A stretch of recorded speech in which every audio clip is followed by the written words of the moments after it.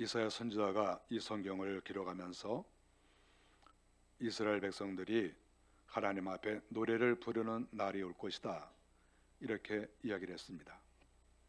우리 사람들은 어려서 부르는 노래가 다르고 또 장성해서 부르는 노래가 다릅니다. 즐거울 때 부르는 노래가 있고 슬펐을 때 또 부르는 노래가 있죠. 시대마다 부르는 노래도 있습니다. 전쟁 때에는 전쟁에 합당한 그런 노래가 있고, 또 데모를 할 때에는 데모할 때 부르는 노래가 있고, 다 나이별로 시대별로 상황에 따라서 부르는 노래들이 다 각각 다르다는 것을 알 수 있습니다. 이스라엘 백성들은 전쟁터에 나갈 때 이렇게 부르는 노래가 있습니다. 히네마 투바 나옴. 그래서 그 노래를 부르면서 전쟁터에 나갑니다. 하나님께서 도와주실 것을 믿고 목숨을 바쳐서 나라를 지키겠다고 하는 그러한 의지를 가지고 또 노래를 부르기도 합니다. 하나님께서 이스라엘 백성들은 노래할 것이다, 이렇게 말씀을 했습니다. 노래가 아주 중요한 그러한 모습인 것을 말씀하고 있는 것이죠. 1절에 보니까 하나님께서 그날에 유다 땅에서 노래를 부를 것이다, 이렇게 말씀하고 있습니다. 그날에, 지금 이때 당시는 이스라엘 나라가 바벨론 포로로 잡혀는 갔지만은 아직 돌아오기 전이라고 볼 수가 있겠죠. 그런데 하나님께서 이사야 선지자를 통해서 너희가 그날에 노래를 부른다, 이렇게 말씀을 하신 것은 이스라엘 백성들이 포로로 잡혀갔다가 거기에서 몇십 년 고생하고 포로 생활하고, 그러고 나서 다시 돌아와서 하나님께서 허락하신 그 약속의 땅, 가나안 땅, 팔레스틴 지역이죠. 또 예루살렘이라고도 말할 수 있죠. 그곳에 다시 돌아오는 날, 바로 그것을 그날이라, 이렇게 말씀하고 있는 것입니다. 바로 그날은 하나님께서 역사하신 날, 하나님께서 계획하신 날, 하나님께서 은혜를 베푸신 날, 이렇게 볼 수가 있겠죠. 바로 그날 하나님의 사람인 유다 백성들이 바벨론에서 포로에서 나와서 가나안 땅에 들어가는 바로 그러한 구원의 날, 이러한 날에 너희들이 노래를 부른다, 이렇게 말씀을 했습니다. 이 노래를 부르는 것은 바벨론 땅에서 부르는 것이 아니고 또 그 외의 이방 땅에서 부르는 것이 아니라 너희가 가나안 땅에 들어가서 부를 것이다, 이렇게 말씀을 하셨습니다. 왜냐하면 하나님께서 포로에서 벗어나게 하시고 자유를 주셨기 때문에 자유를 얻은 날, 진정한 자유를 얻고 진정한 해방을 맞이한, 그리고 하나님의 축복을 맛본 그 날에 너희가 노래를 부른다. 그러니까 그 노래가 즐거울 수밖에 없고, 그 노래는 하나님 앞에 감사의 노래를 부를 수밖에 없죠. 바로 그러한 노래를 하나님께서 부르게 될 것이다, 이렇게 말씀을 했습니다. 하나님의 심판을 받았던 사람이 다시 한번 그 은혜를 회복하고 축복의 자리로 들어간다고 하는 것은 영광스러운 일이고, 우리 성도들은 이러한 은혜를 맛봐야 되겠죠. 내가 비록 힘들고 어려운 일이 있었지만, 내가 밑바닥 생활을 했지만은, 내가 망하고 또 망하고 내가 실패를 거듭했지만 하나님께서 나를 승리하게 하시고, 하나님께서 나를 제자리에 돌려놓으시고, 하나님께서 나를 영광된 자리에 올려놓으시고, 이랬을 때 우리가 노래를 부르면 얼마나 즐거운 노래를 부르겠습니까? 우리가 또 하나님의 사람이 이 땅에서 살다가 장차 하늘나라에 다 올라가게 되는데, 하늘나라 올라가서 가나안 땅에 들어가듯이 천국에 입성을 해서 거기에서 하나님 앞에 찬양을 하고 하나님을 경배하는 그러한 시간을 갖는다고 하면 또 이것도 너무나 감격스러운 것이고 영광스러운 일이 아니겠습니까? 우리가 생각을 해보면 이 땅에서 우리가 가장 즐거운 날이 언젠가, 그리고 내가 이 땅에 살면서 언제 가장 감격스럽게 노래를 부를 것인가, 이런 것을 우리가 생각을 해볼 수가 있죠. 아무리 생각해봐도 역시 우리는 하늘나라 들어갈 때 가장 감격스러운 찬양을 할 것 같다, 이런 생각이 듭니다. 우리가 이 땅에서 즐거운 날이 많이 있습니다.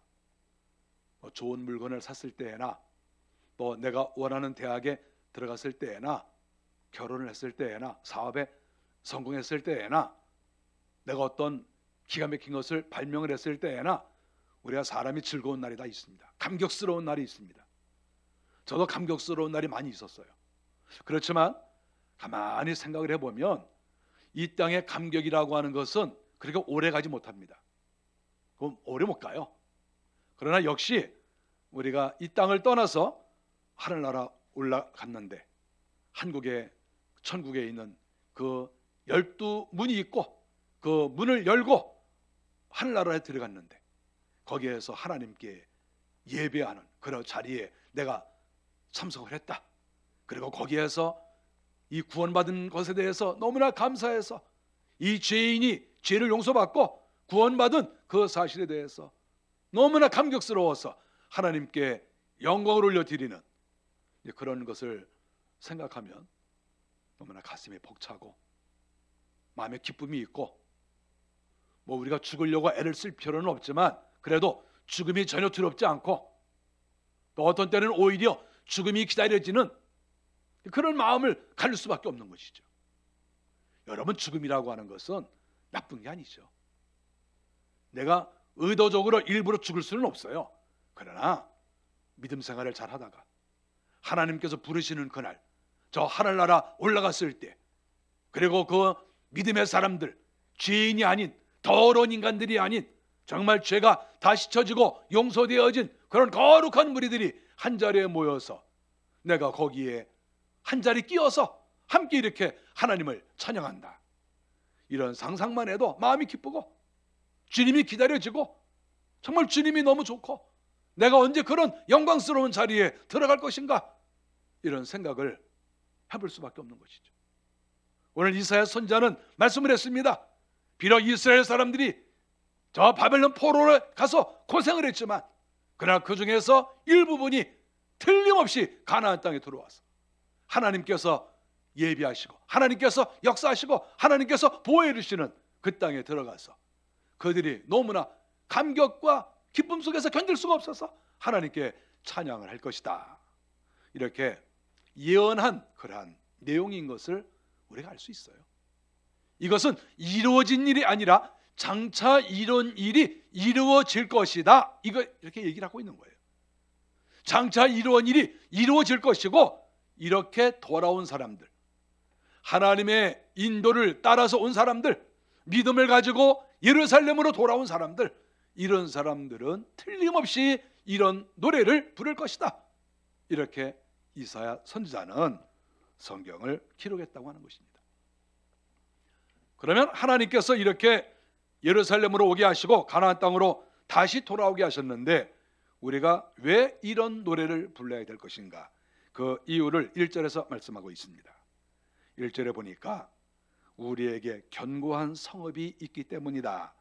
이렇게 이사야 선지자가 말씀을 했습니다. 견고한 성읍이라고 하는 것은 예루살렘을 가리키고 또한 가나안 땅을 가리키는 것이죠. 왜 거기가 견고한 성읍이겠습니까? 이스라엘 백성들이 즉 남유다 백성들이 바벨론에서 포로로 있다가 돌아와 보니까 그 성은 견고한 성읍이 아니었어요.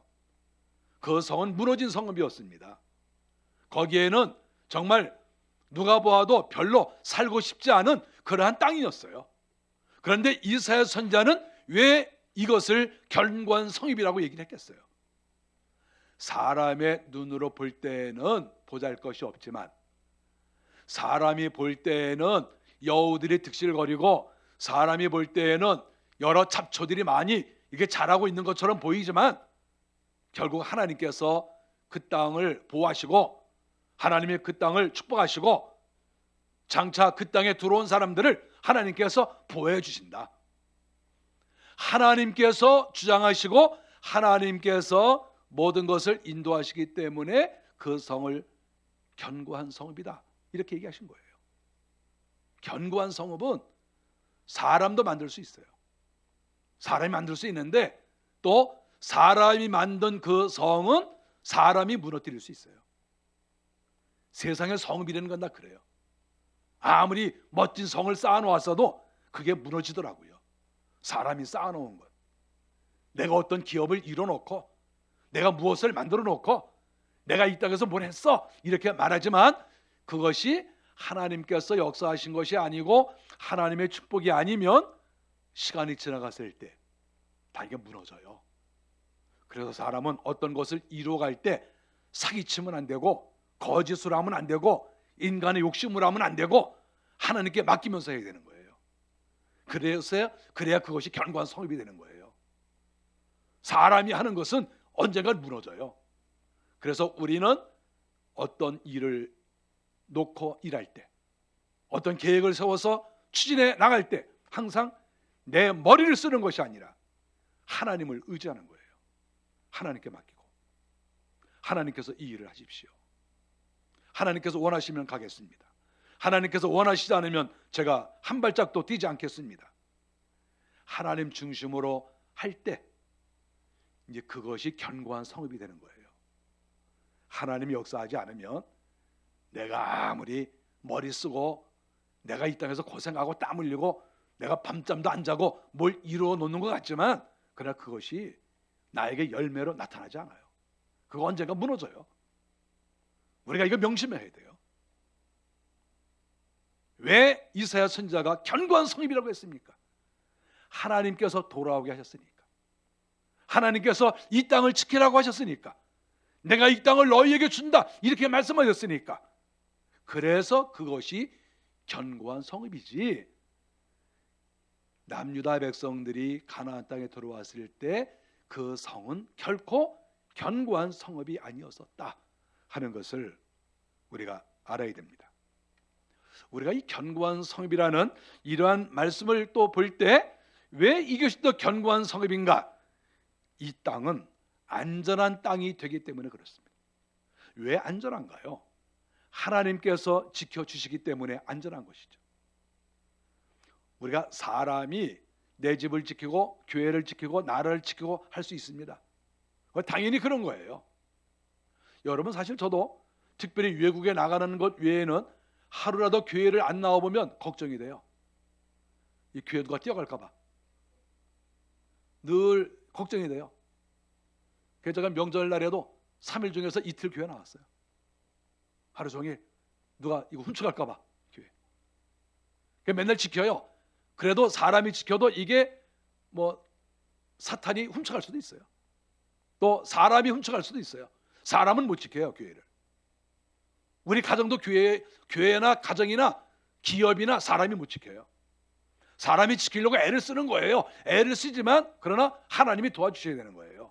마귀가 훔쳐갈지 모르니까, 마귀가 망가뜨릴지 모르니까. 그런데 견고한 성읍이라는 그러한 말씀과 더불어서 우리가 기억해야 될 것은 이곳은 바로 안전한 곳이라는 거예요. 안전한 곳. 우리의 생명을 지켜준다. 우리의 건강을 지켜준다. 우리의 국방을 지켜준다. 이걸 누가 지키는가? 하나님이 지켜주신다는 거예요. 왜냐하면 하나님께서 회복하셨으니까, 하나님께서 돌아오게 하셨으니까. 그러니까 그 다음부터는 하나님께서 하시는 것이죠.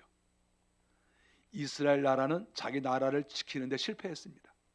그래서 나라가 망하지 않았습니까? 그래서 몇십 년 동안 포로 생활하지 않았습니까?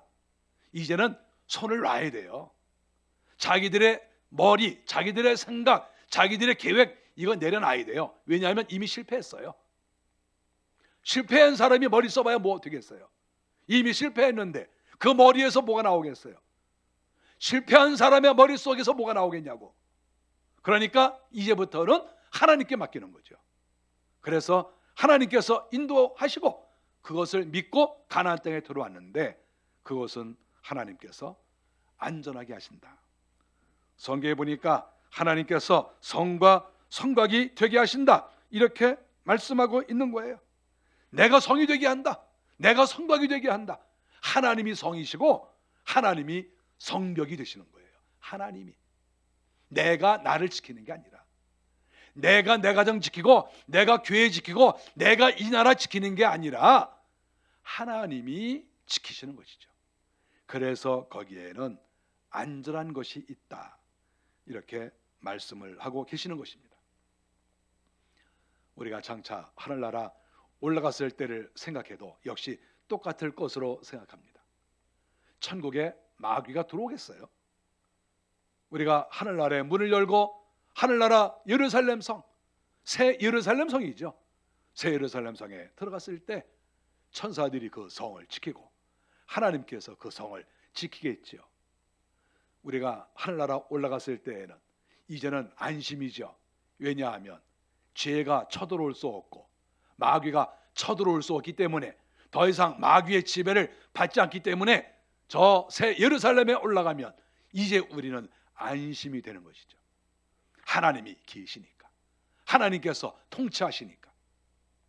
오늘 이사야 선지자가 포로로 잡혀갔던 이스라엘 백성들, 너희들 가나안 땅으로 돌아와라.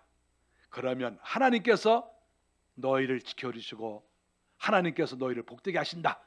이렇게 말씀을 하셨는데 이사야 선지자는 원래 예언적 선지자예요. 미래에 대해서도 많은 말씀을 하셨어요. 그래서 결국 이것은 하나님을 믿는 성도들, 마지막 시대에 하늘나라를 바라보고 살아가는 우리 성도들에게도 해당되는 말씀이라고 믿습니다. 너희들이 믿음 안에 들어오고 내 말에 순종하고 너희가 내 뜻을 따라가면 이 땅에서 내가 너희들을 지켜줄 것이다. 너희들 걱정하지 말아라. 내가 너희들 다 지켜준다. 세상을 주장하는 것이 세상의 정권자가 아니라 권력자가 아니라 내가 세상을 다 통치한다. 이것을 주님께서 말씀하시는 것이고, 또 장차 우리의 영혼이 하늘나라 올라갔을 때 또 주께서 새 예루살렘을 통치하시면서 이제 더 이상 마귀가 이곳에 들어오지 못한다. 이제는 내가 너희들을 다스릴 것이다. 내가 너희들을 보호할 것이다. 이러한 모든 의미가 이 안에 담겨진 것이다. 이렇게 말할 수가 있겠습니다. 이렇게 축복된 땅이기 때문에 이스라엘 사람에게도 축복된 땅이고, 오늘날 이 시대를 살아가는 우리들에게도 믿음이라고 하는 것, 하나님의 품이라고 하는 것이 축복된 것이고, 장차 내 생명 떠나서 하늘나라 올라가서 새하늘과 새 땅에 들어갈 때에도 그것도 역시 축복된 땅이고, 지금 우리는 이러한 세 가지 축복된 땅을 여기에서 말씀하고 있다고 보는 것입니다. 오늘 성경 2절에 보니까 너희는 의로운 나라로 들어오도록 문들을 활짝 열라, 이렇게 얘기를 하고 있습니다. 이스라엘 백성들이 가나안 땅에 들어올 수 있도록 문을 열라. 그리고 이 시대에 우리가 주님을 섬겨나가는데 예수를 믿도록 복음의 문을 활짝 열라.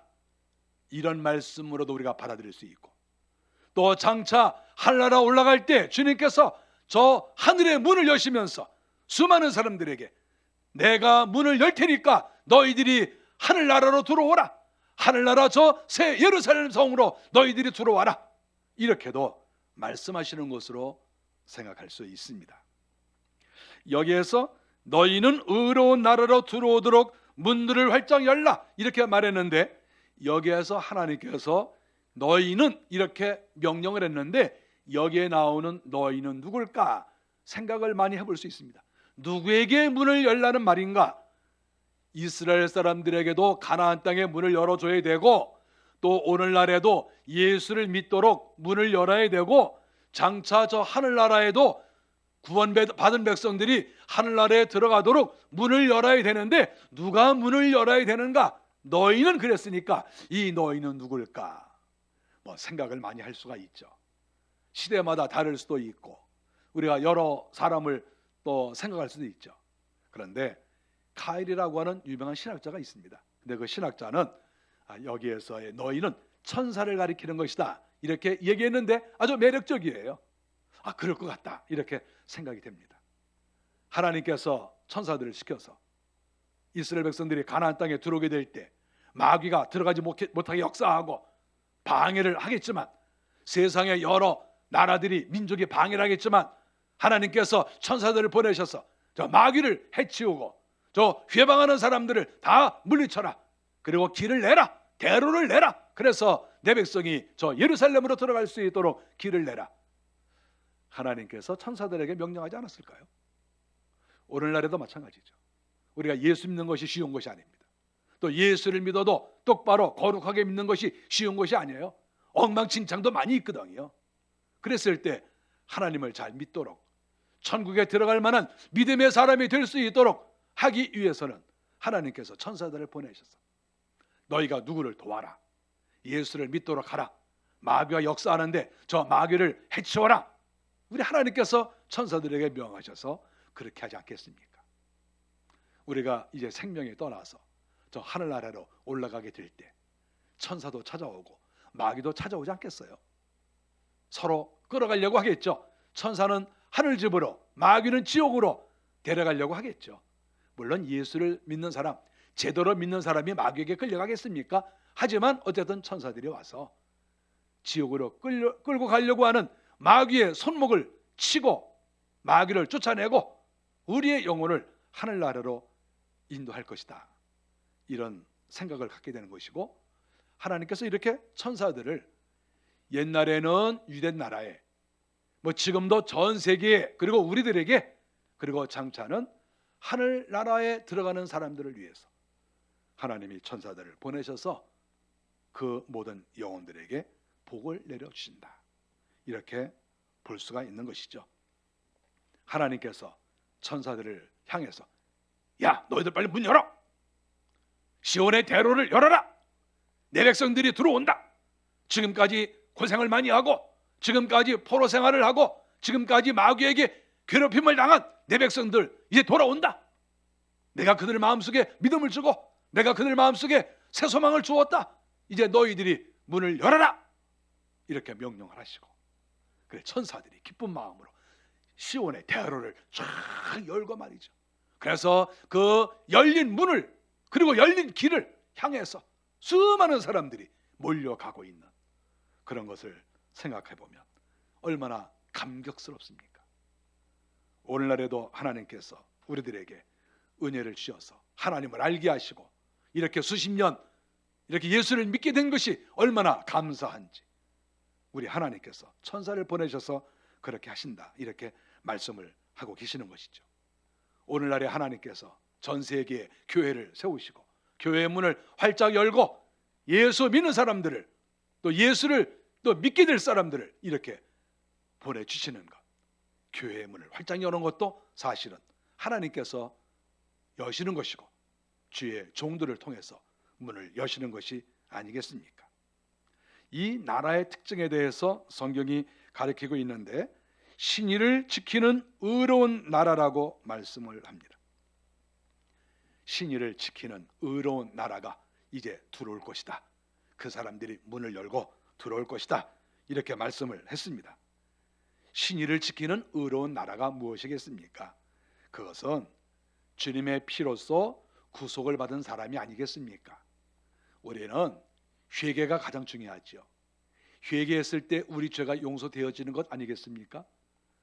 우리가 회개되어져서 주님께서 내가 내 죄를 사하였노라 주님이 인정해 주시고, 그래서 우리 죄를 계속해서 씻어 주시고, 그래서 우리가 거룩한 사람이 되고 깨끗한 사람이 되어서 주님에게 앞으로 나가는 것이 아니겠습니까? 바로 그러한 사람들이 가나안 땅에 들어가는 것이고, 또 예수를 믿고 죄를 회개해서 용서받는 그런 사람들이 의로운 나라로서 교회 안에서 신앙생활을 하는 것이고, 장차 저 하늘나라에도 깨끗하고 거룩하고 의로운 사람들이 저 하늘나라에 들어가는 것이다. 이렇게 말씀을 하고 계시는 것이죠.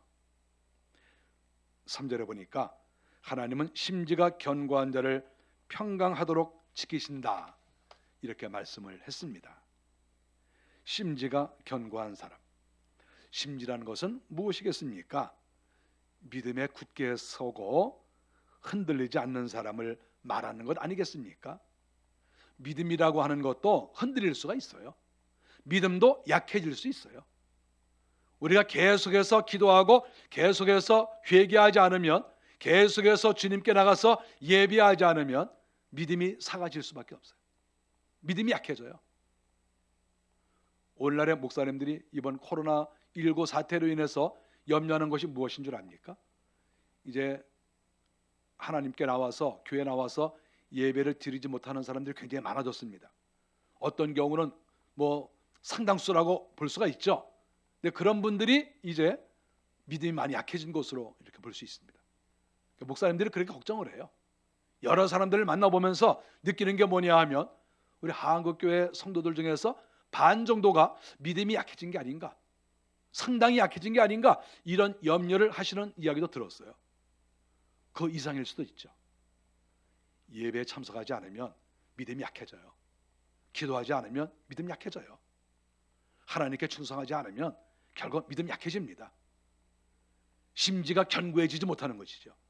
그 심지가 저절로 견고해지겠습니까? 주님이 은혜를 내려주셔야 심지가 견고한 것이죠. 내가 날마다 기도하고 충성을 하고 주님 나라를 위해서 애를 쓰고 그래서 주님의 은혜를 받고 그래야 믿음의 심지가 견고해지고 그 심지에서 불이 붙는 것이지, 그렇게 기도도 하지 않고 충성도 하지 않고 예배에 열심도 내지 않는데 어떻게 그 심지가 정상적 심지가 되겠어요? 하나님께서는 심지가 견고한 자에게 은혜를 주신다고 하신 거예요. 우리가 교회에다 출석해도 심지가 견고한 사람도 있고 견고하지 않은 사람도 있는 거예요. 목사라고 다 심지가 견고한 것도 아니고 장로라고 다 심지가 견고한 것도 아니에요. 예수를 믿은 지 5개월, 10개월밖에 안 된 사람도 심지가 견고할 수 있어요. 그거는 모르는 거예요.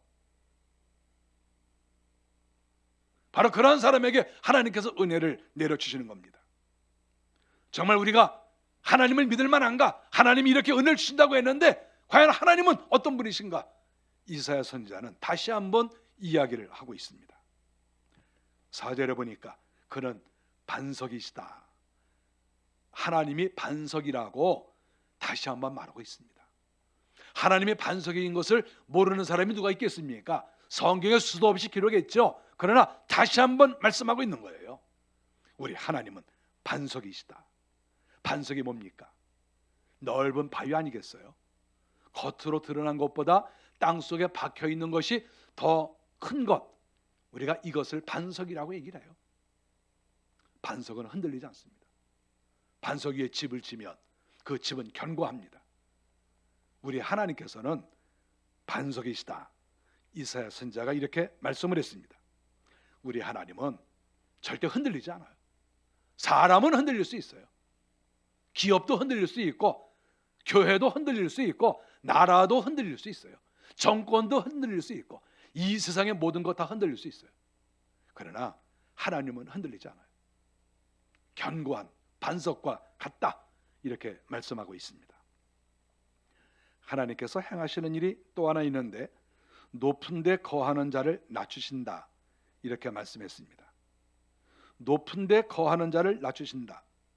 5절에 보니까 하나님이 이 땅에 건설된 솟아 있는 성은 헐어서 땅에 엎으신다, 이렇게 말씀을 하고 있는 거예요.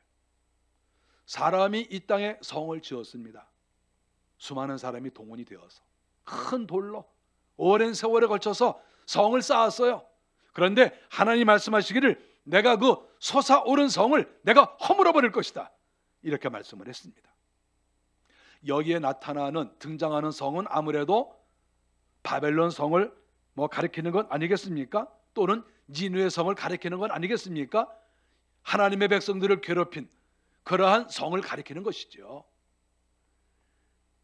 하나님의 백성들이 고생을 많이 했어요. 고생을 했는데 그 고생을 시킨 그 장본인들이 가보니까 성을 크게 쌓아놓은 거예요. 어마어마한 것이죠. 권력의 성을 쌓고 물질의 성을 쌓고 자기들 나름대로 성을 쌓아놓은 거예요. 그리고 하나님의 백성들을 우습게 본 거죠. 야, 너희들 포로, 야, 너희들 가난한 거, 너희들 힘없는 거, 너희들 망한 거, 야, 이 쪼무레기들아, 이렇게 생각하면서 자기들이 큰 성을 쌓아놓은 거죠. 그런데 하나님께서 뭐라고 말씀하십니까? 야, 세상에 니느웨 성, 바벨론 성 크게 쌓아놓고 철문으로 만들고 청동으로 만들고 정말 사람들이 전혀 무너뜨릴 수 없는 것처럼 너희들 성 만들어놨지. 내가 그거 다 무너뜨릴 거야. 높이 올라가 있는 거 내가 다 부숴버려 가지고 땅에다 내가 다 내쳐버릴 거야. 이렇게 하나님께서 5절에 말씀하시는 거예요. 저는 이런 하나님을 믿습니다. 하나님을 온전히 믿는 사람은 무너지지 않아요. 왜냐하면 하나님께서 원하시는 대로 살았기 때문에. 그래서 하나님의 뜻대로 하나님의 섭리대로 행하는 것은 절대 무너지지 않습니다. 그런데 사람의 생각으로 자기들이 권력을 쌓고 자기들이 물질을 쌓고 자기들이 인간의 꾀로서 뭘 하잖아요. 그거 시간 지나가면 무너지죠. 뭐 어떤 경우에는 5년 가고 어떤 경우에는 10년 가고 어떤 경우에는 한 30년 40년 가겠죠. 그러면 이제 시간이 많이 지나갔으니까 괜찮나 보다 이렇게 생각할 수 있겠죠. 그러나 언제 가면 하나님께서 언젠가 부숴버리는 것이죠. 저는 이것을 믿어요. 그래서 저는 인간적인 방법으로 이 땅에서 저는 무엇을 이루려고 하지 않습니다. 하나님께 기도하고 하나님께서 원하시는 인간적으로 성을 쌓으려는 것이 아니라 하나님이 원하시는 장소에서 원하시는 방법대로만 일하고 싶은 그런 마음으로 제가 지금까지 살았고 앞으로도 그럴 거예요. 왜냐하면 하나님께서 인간이 만들어 놓은 성은 다 부숴버리신다 이렇게 말씀하셨기 때문에 그렇습니다. 내동댕이 치시는 것이죠. 5절에 보니까 6절에 보면 빈궁한 자가 밝게 하신다 이렇게 말씀을 했습니다. 솟은 성을 하나님께서 다 부숴버리시는데 가만히 보니까 거기에 지금까지 가난하고 업신여김을 받은 거짓골을 하고 있었던 그런 사람들이, 즉 빈궁한 자가 발로 밟는다는 거예요. 전세가 역전이 됐다, 바로 그런 말이죠. 지금까지 거짓 노릇하고 지금까지 힘도 없고 지배를 당하고 지금까지 업신여김을 당하고 지금까지 얻어맞았던 이런 빈궁한 사람들이 이제 하나님께서 힘을 주시니까 발에 힘이 생기고 능력이 생겼다는 거예요. 그래서는 하나님께서 무너뜨리신 그 성에 가서 밟아버리는 거예요. 성도 밟고 물론 사람도 밟겠죠. 저는 이 말씀이 매력적으로 들려요. 빈궁한 자가 밟게 하신다. 큰 소리 치던 자들을 하나님이 발로 밟으신다. 하나님의 나라를 핍박하고 교회를 핍박하고 믿음의 사람들을 핍박한 하나님의 종들을 핍박한 그런 자들을 하나님께서 언젠가 발로 밟게 하신다. 이렇게 말씀을 하셨습니다. 바벨론 포로에서 돌아온 사람들이 이렇게 발로 밟는 일이 있을 것이고 어느 시대든지 믿음의 사람들, 그 믿음의 사람들에게 하나님께서 기회를 주셔서 다시 한번 발로 밟게 하시는 그런 기회를 주신다. 이것을 이사야 선지자가 미래를 바라보면서 이렇게 예언을 했습니다. 저는 이것을 믿습니다. 하나님께서 이사야 선지자를 통해서 한 번 더 말씀하십니다. 하나님은 즐거운 노래를 할 수 있는 환경을 만들어 주신다. 이렇게 말씀하고 있는 것이죠. 내가 너희들에게 노래하게 하겠다. 사람은 슬픈 일을 당하면 슬픈 노래밖에 할 수 없죠. 사랑하는 사람과 이별을 하면 이별 노래를 부를 수밖에 없죠. 그러나 하나님께서는 여기에서 이스라엘 백성들에게 부르게 하는 노래가 무엇입니까? 하나님께 감사하는 노래를 부르게 하는 것이죠. 성취한 다음에, 우리가 아직 성취하지 못한 다음에 부르는 것은 일종의 희망에 대한 노래겠죠. 희망의 노래. 이렇게 됐으면 좋겠다. 내가 명예를 얻었으면 좋겠다. 내가 좋은 땅을 얻었으면 좋겠다. 내가 어떻게 됐으면 좋겠다. 이것은 희망의 노래예요. 그런데 지금 이 본문에서 말하는 노래는 희망의 노래가 아니에요. 아직 이루어지지 않은 측면에서는 희망의 노래이지만 장차 이스라엘 백성들이 가나안 땅에 들어와서 노래를 부른다는 거예요. 그러니까 이것은 희망의 노래가 아니에요. 이루어진 사실에 대해서 감사해서 하나님께 노래를 부르는 거예요. 앞으로 그렇게 된다는 거예요. 앞으로 내 백성들이 저 망할 놈들을 다 죽여버리고 밟아버리고 이제 내 백성들이 가나안 땅에 들어와서 너무나 감격스럽고 기뻐서 하나님께 찬양을 올려드릴 것이다. 이렇게 이사야가 지금 이야기를 하고 있는 것입니다. 저는 이것을 믿습니다. 하나님께서는 아직 기쁜 날을 주시지 않았는데 너희가 기뻐할 것이니까 노래를 불러라, 이렇게 말씀하신 것이 아니라는 거예요. 지금은 너희가 슬프지만 장차 좋은 일이 생길 것이다, 이런 희망을 갈구하면서 노래를 부르라는 게 아니에요. 내가 너희에게 속한 시일 내에 즐거운 노래를 부를 수 있도록, 감격의 노래를 부를 수 있도록, 하나님께 감사할 수 있는, 하나님이 우리에게 복을 주시고 하나님이 우리에게 반석이 되어 주시고 하나님께서 원수를 밟아주시고 이제 하나님께서 우리에게 이런 은혜를 주셨습니다. 이러한 마음으로 노래할 수 있도록 하나님께서 은혜를 주신다, 이렇게 이사야 선지자가 예언하고 있는 거예요. 우리는 장차 하늘나라 올라가서 천성에 올라가서 하나님께 예배할 것입니다. 이것이 현재 우리에게 이루어지진 않았지만 영적으로 봤을 때에는 이미 우리는 거기에 들어간 것과 마찬가지예요. 하늘의 백성이니까 이 예약을 해놓은 거 아니겠어요?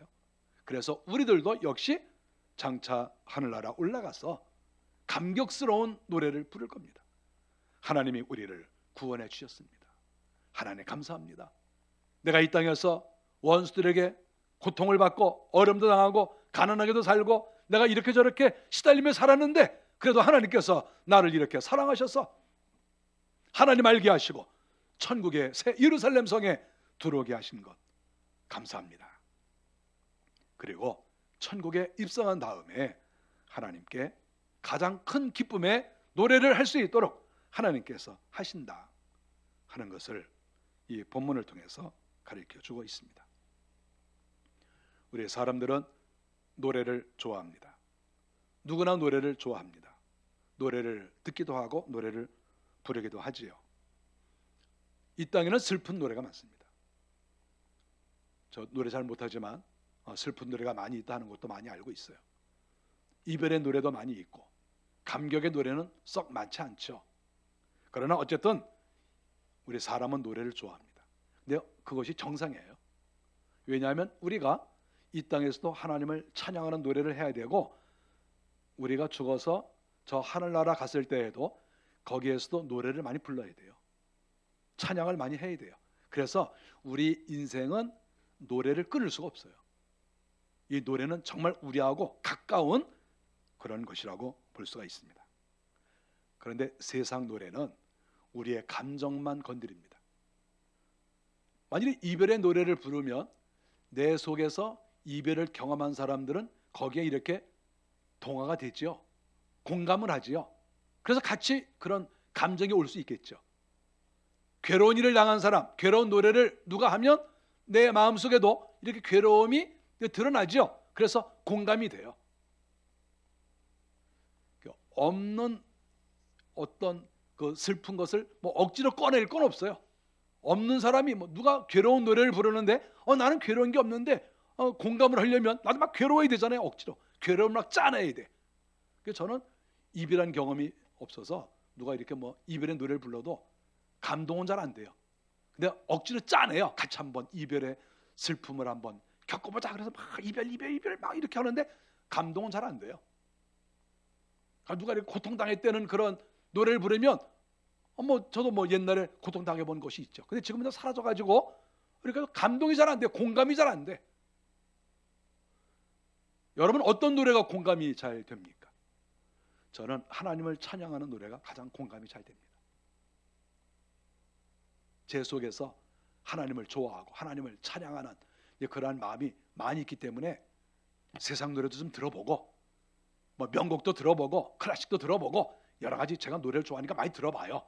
많이 들어보는데 역시 하나님을 찬양하는 그 노래가 가장 공감이 되고 하나님이 또 그것을 부르기를 좋아하시죠. 내가 잘 못 부르면 다른 사람이 부르는 것이라도 들을 때 거기에 공감이 되는 것이 아니겠어요? 성경에 보면 노래란 말이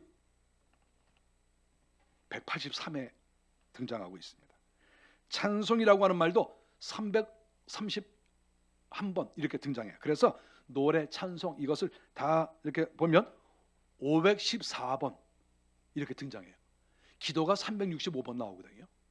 그러니까 결국 성경에 보면 기도는 365번인데 노래와 찬양, 하나님께 노래하라 찬양하라 이것은 무려 514번이 나온다는 이것을 볼 때 우리가 기도도 중요하지만은 빈도수를 봤을 때 찬양이라고 하는 것이 훨씬 더 하나님이 기뻐하시는 것이고 이것을 해야 되겠구나.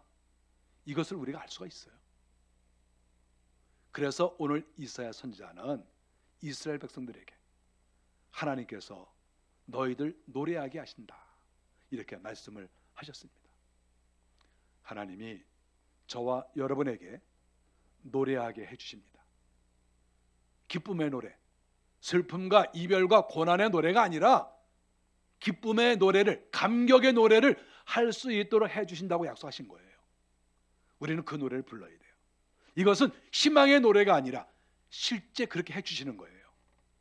우리를 안락하게, 복되게, 은혜스럽게 다 만들어 주신 다음에 노래하라. 하나님이 이렇게 하시는 것 아니겠습니까? 저와 여러분들에게 이러한 날이 속히 오기를 간절히 바랍니다. 기도하겠습니다.